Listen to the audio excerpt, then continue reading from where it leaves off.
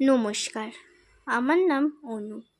আজ তোমাদের আমি এক এমন ঘটনা শোনাবো যা শোনার পর তোমরা একা কোথাও যাওয়া তো দূর, একা থাকতেও পারবে না। কি বিশ্বাস হচ্ছে না তো? তাহলে একবার শুনেই দেখো। গল্পের নাম সামনে গোড়ালি পিছনে পা, ছেলে কাঁদছে ঘরে যা। লেখিকা দেবিকা দাস। এটা হস্তিনাপুর গ্রাম। এখানে যাত্রা হয়, কিন্তু তা রাত 10টার মধ্যেই শেষ হয়ে যায়। এবারে যাত্রা হবে সারা রাত ধরে।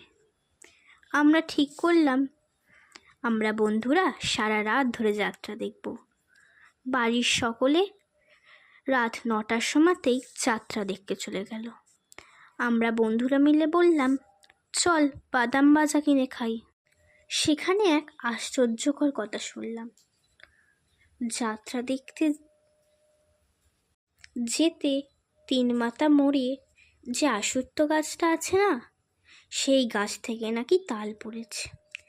আমরা শুনে খুব হাসছিলাম বলে পাশ থেকে এক দাদু বলল, হেসো না হেসো না, এবং ওই গাছটার সম্পর্কে কিছু আজগুবি ঘটনা বলতে লাগলো।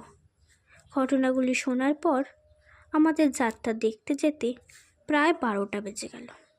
আমরা সবাই মিলে যাত্রার মাঠের উদ্দেশ্যে রওনা দিলাম। রাস্তায় 3 মাথা মোড়ের সেই অসুস্থ গাছটার কাছে এলাম। কেউ যেন বলে উঠল, সামনে গোড়ালি পিছনে পা, ছেলে কাঁদছে ঘরে যা। এ কথা শুনে আমাদের সবার দাদুর বলা ওই আশ্চর্যকর কথাগুলি মনে পড়ে গেল।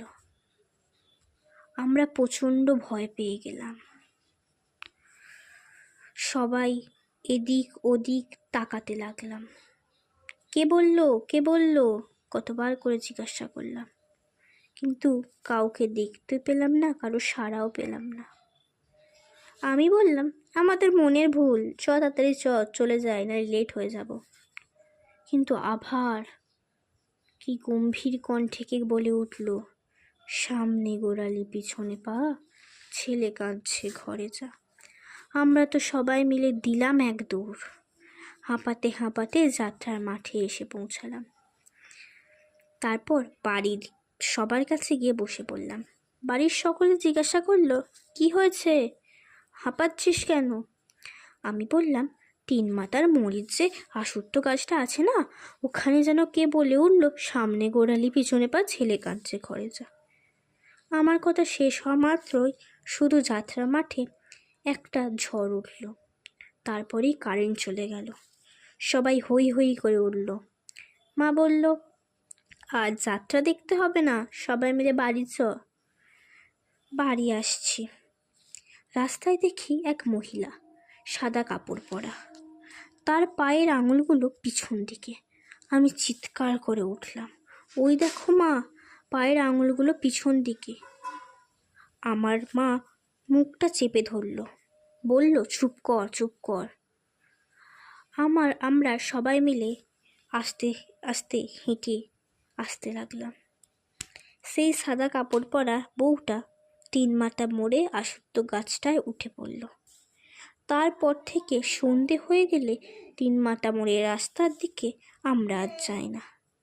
কিন্তু রাতের দিকে এখানে কেউ গেলে তারা এখনো শুনতে পায়, সামনে গোড়ালি পিছনে পা, ছেলে কাঁদছে ঘরে যা।